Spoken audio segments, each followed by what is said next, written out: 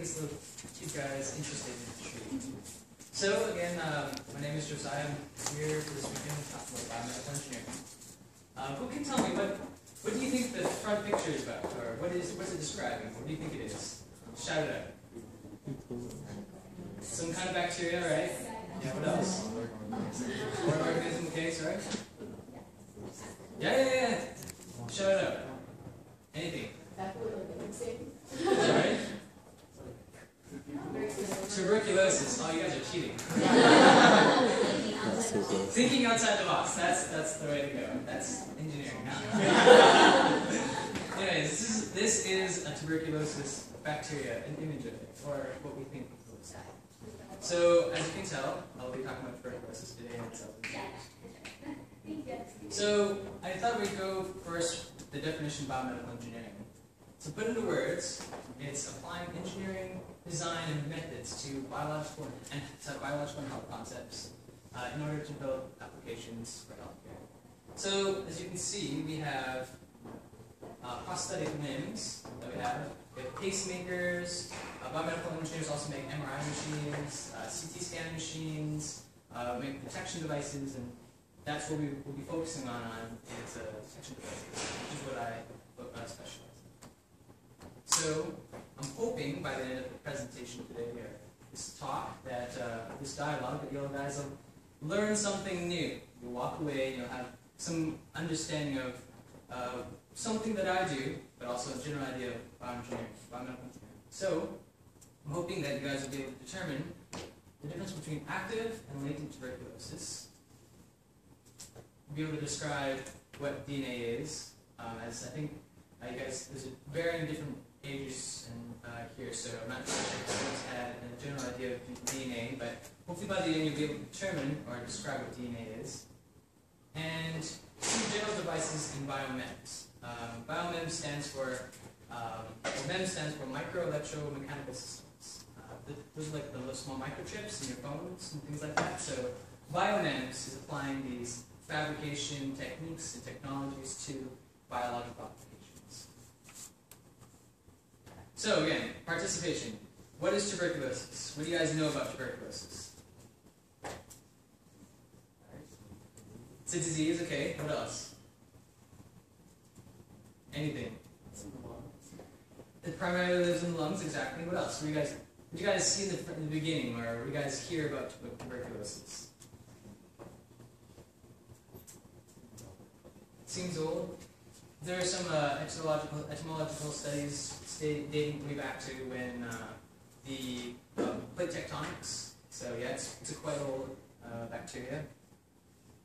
Right, so let's start with the definition. It is a bacteria that primarily lives in the lungs, as was mentioned, but it can also live outside of the lungs, so extrapulmonarily. For example, in the nervous system, or in your kidneys, or in your liver. The different types of bacteria, different types of tuberculosis. There are also different strains, but the one I'm focusing on is the one we're all familiar with, which is Mycobacterium tuberculosis, which is what affects humans. Oops, that was a preview. How is tuberculosis spread? It was already obvious. So it's bodily fluids, right? How is it normally transmitted? Airborne. Everyone knows it's airborne, right? So you guys have a sneak preview. It's airborne. So this is an example of a transmission of bacteria. So the bacteria resides in the small droplets that when we cough out, if someone's nearby, they breathe that in, and it goes into the lungs, they're considered infected with tuberculosis. Going on further with what tuberculosis is, we're going to talk a little bit how it interacts with the body. So because tuberculosis has this outer core, this outer shell, it isn't able to be broken down by the body. So as perhaps some of you know, since you guys are in grade 12, maybe you've taken some biology, that the immune cells come in, what normally happens, they come and engulf the foreign materials, and then they try to break it down. Unfortunately, because tuberculosis has this outer shell that prevents it from being broken down, the immune system comes and just engulfs it, but because it can't break it down, it becomes this clump. And so then more immune cells come and try and eat it, but it just becomes a clump and becomes a granuloma. And that's actually a good thing, because it's the body's mechanism to prevent the bacteria from interacting with our body. So it essentially isolates it so that it doesn't interact with the body and cause harm to us. I show a little kind of cool cartoon about phagocytosis, or immune cells engulfing foreign bacteria. So, we're going to talk about the problem. This is going on to our first learning objective about the difference between latent and active tuberculosis. So, latent tuberculosis is what I was just describing. It is where the immune cells come and try to engulf the bacteria, and it's not able to break it down, so it forms these granulomas, which isolate it from our body. And that's good because, as I was saying, it doesn't interact with our body, which means that you're not going to show signs or symptoms, you're not going to show physical symptoms of having tuberculosis. And it's also good because that means that bacteria is not going to be in the small droplets that you pop up, and so you're not contagious. But you will test positive for a skin test, and we'll talk about that a little bit further on different kinds of tests. So active tuberculosis, that is when one of the ways is, that is possibly when the immune cells are no longer able to wall off the bacteria from interacting with the body. And when that happens, the bacteria can now interact with the body, and you show physical signs of physical symptoms, such as night sweats, fevers, chills, loss of appetite, so losing weight. And of course, you'll test positive for skin tests. So I thought it'd be really interesting I found it really interesting that the World Health Organization estimates about 1/3 of the world's population has latent tuberculosis. That's actually really interesting because, as I was saying before, that tuberculosis, latent tuberculosis is when the immune system is healthy and is able to wall it off. But if you imagine that if an immune system, or the body, is no longer able to do that, so let's say it has HIV or AIDS, is no longer able to contain it, now it's able to interact with the rest of the body. So the World Health Organization also estimates that throughout the course of a person's life, if they have latent tuberculosis, they have a 10% likelihood of becoming or forming active tuberculosis. Interesting, right? So now that we set up the problem, you might be asking, why am I not going to cure tuberculosis? Why? So my project, or the project that I'm working on, is responsible and looking into investigating detecting tuberculosis. And so again, you might be asking why. Simply because, well, there has been a cure since the 1940s, streptomycin. And there are currently cures out there right now. Since streptomycin, tuberculosis now has been mostly resistant to streptomycin. Like now there's rifampicin and SNIazid, for example. We also were looking into developing, my project is looking into developing a small portable device that we can take to patients. So we're looking into taking diagnostics to people instead of having them come to these centers. And you can imagine that would be really useful in low resource settings, such as places like in Africa, which are also affected by HIV and AIDS. And imagine if we go to them, we're more likely to find out if they have it than if they have to come travel a couple days worth and go back. Right? That's actually really important because, as we were saying before, transmission is airborne. And it's exponential. So if I give it to one person, he gives it to two people, he gives it to two more, those two people get two more people. You can see how it exponentially increases the transmission rate. So what we're trying to do is we're trying to take this device and detect it to people, and that we can effectively contain it before it's transmitted exponentially, right? So now we're also looking into detection because there are multi-drug resistant and extreme drug resistant tuberculosis bacteria out there. Multi-drug being it's resistant to one or two of the main line, and extreme drug resistant is when it's really immune to or resistant to all four of the drugs that being. So we're going into a little bit more into detail about the detection methods. So tuberculosis is detected using skin tests. That's pretty much where they look to see if you have an immune response, if you're allergic, or an immune response to subcutaneous injection of this polyprotein derivative. They also have these microscopy tests where they take some sputum and they look under a microscope and see if things are fluorescent. They also take some blood, and then they run it through some assays and tests and to see whether or not you have these cells that are specifically correlated to tuberculosis. And the last one, which is what I'm interested in, is nucleic acid amplification. This is really interesting. Again, I'm not sure how much biology you guys have taken, but it's interesting because we're looking to see if a sputum, or some, I guess you could say some saliva residing from the lungs, has tuberculosis by determining whether or not tuberculosis DNA is in there. And so we're looking to making that smaller. So, getting to what my project is, because I think you guys have heard a lot about what it means to be a student at UBC, engineering. So I thought we'd go a little bit more into some of what's interesting about research and what's interesting about science. So my project is to detect tuberculosis using electrochemical molecular beacons in isothermal microfluidic chamber. How many of you guys actually know what that means? How many of the people in the yellow shirts know what that means? Yeah, I don't think so.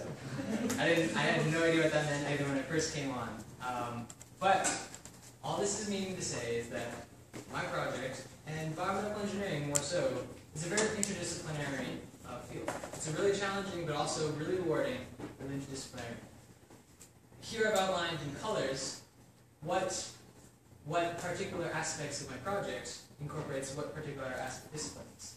So we've got chemistry involved, we've got organic chemistry involved, we've got biology involved, we've got physics involved, we've got engineering and microfabrication involved. So it's a really interesting, very multidisciplinary field. It's really cool because you can learn different aspects of different disciplines and you can talk their language. It's really cool. Okay, so this is a question. What is DNA? This is where I get to assess who knows what. A little bit. What is DNA? What do you know about DNA? Or what does it stand for first? Awesome! Deoxyribonucleic acid. Perfect. What else do you guys know about DNA? I'm just curious. Did you guys take biology did you guys talk about DNA in biology? Or a little bit? Do you guys remember? What do you remember at all? Not much, obviously. That's okay. That's why I've decided to give a little more background information. And it's for those of you who haven't taken it yet, you guys will be experts, or at least having a game up, leg up, when you guys come to it in school. So, DNA incorporates 4 letters in sequences, A, T, C, G. And then adenine, thymine, cytosine, and guanine. And its structure is helical in nature, which means it looks like a helix. It's a double helix, though. So, if you want to, if someone asks you what DNA is, if you were to describe it, going in again to our second learning objective, what is DNA? It is the blueprint for the body. So, the DNA, the body goes and takes DNA and makes amino acids, which makes proteins and cells and tissues and organs and systems and ultimately organisms like us. It's also really interesting for my project, particularly because every organism has a unique sequence of A, T, C's, and G's. There is some overlap between different organisms, but each organism has a specific region where it's conserved, where it's only identified. So each of you are very unique in that you have a specific sequence of DNA. There's a DNA company out there called 23andMe, which you can sequence your DNA, you can I guess, determine some things that you're likely to have potential diseases in the future, things like that. It's a controversial ethics topic, but it's out there. So we're going to get to something a little bit more technical for those who do have an idea what DNA is. I'm trying to move up to deeper levels, and that for my project, we're using DNA, and we're using it more like an on-off switch. So as I said, we're trying to detect tuberculosis, whether or not it's in the sputum, by determining if DNA is in it. So we're doing that by amplifying DNA. And we're doing that basically because if DNA is in the sputum, we take these enzymes and proteins and we try and multiply it. So if it's there, it'll get multiplied. So if one piece of DNA gets multiplied into 2, which gets multiplied, or 4, which gets multiplied. There are 8 copies now, and 16 copies, and 32 copies. So if there's a strand of tuberculosis DNA, it gets amplified, it just blows up. And that's good because if it's in there, it multiplies. If it isn't in there, it doesn't multiply. And what I mean by multiply is there's this enzyme that comes and elongates it. So that's really interesting. But how do we tell whether or not it's multiplying? Since it's really microscopic, and sometimes it's hard to see. Well, we use molecular beacons. Going another step further of extending a little bit more difficult here. Molecular beacons, what they do is that they are a sequence of A, T, C's, and G's that match up with the DNA. And what that does is, usually at the end, they have this little light emitting or a fluorescent tag on it. So if you have DNA inside of your chamber, all of a sudden, when you look at our microscope, you can see, when you shine some light, you can see it'll fluoresce. If there is no tuberculosis DNA, these molecular beacons won't fluoresce. So it's like a binary on-off thing. So if tuberculosis in there, it'll fluoresce. If you don't have tuberculosis, it won't fluoresce. And so we're trying to do this in a small microfluidic chamber. I brought some of our samples here, some of our small devices that I've been working on for the past little while, past year or so. So I can pass it around. This is the size of the kind of chips that we're looking into making. So we're looking into making. These are the actual places where we're doing all the amplification, all the DNA amplification, all the fluorescent tagging and everything. So when you guys finish, pass it to people around you or behind you, so you guys can take a look.